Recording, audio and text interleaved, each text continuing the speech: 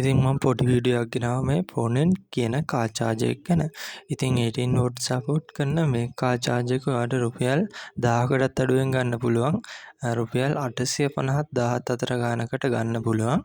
ඉතින් පහළ මම link දාලා තියන්නම් description එකේ හෝ comment එකක මේක ගෙන්න ගන්න දරස් link හෝ මොකක් හරි site එක link එකක්.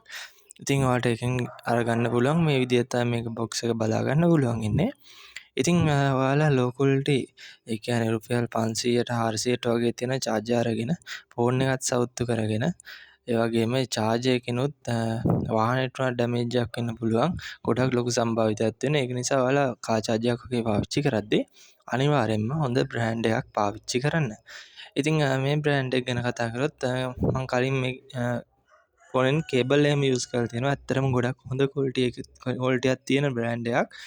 ඉතින් මම මෙතනදී ඕඩර් කරගත්තේ නම් මේකෙදි කේබල් එකක් ලැබෙනවා. මම ඒකෙදි micro USB ඔයාලට කැමති එකක් ඕඩර් කරගන්න පුළුවන්. මම මෙතනදී lightning කේබල් එක තමයි දාගත්තේ. ඉතින් මේ තියෙන්නේ අපේ කාර් චාර්ජර් එක. ඉතින් මේක 18 watt සපෝට් කරන නිසා කිසිම ප්‍රශ්නයක් නැතුව අපිට ෆෝන් එකක් ඉක්මනින් charge කරගන්නත් පුළුවන්.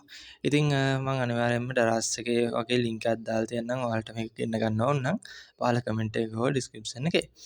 ඉතින් මෙන්න මේ විදිහට තමයි මේ කාර් චාර්ජර් එක බලා ගන්න පුළුවන් වෙන්නේ. ඉතින් micro USB type C එකක් සහ USB type A එකක් තියෙනවා.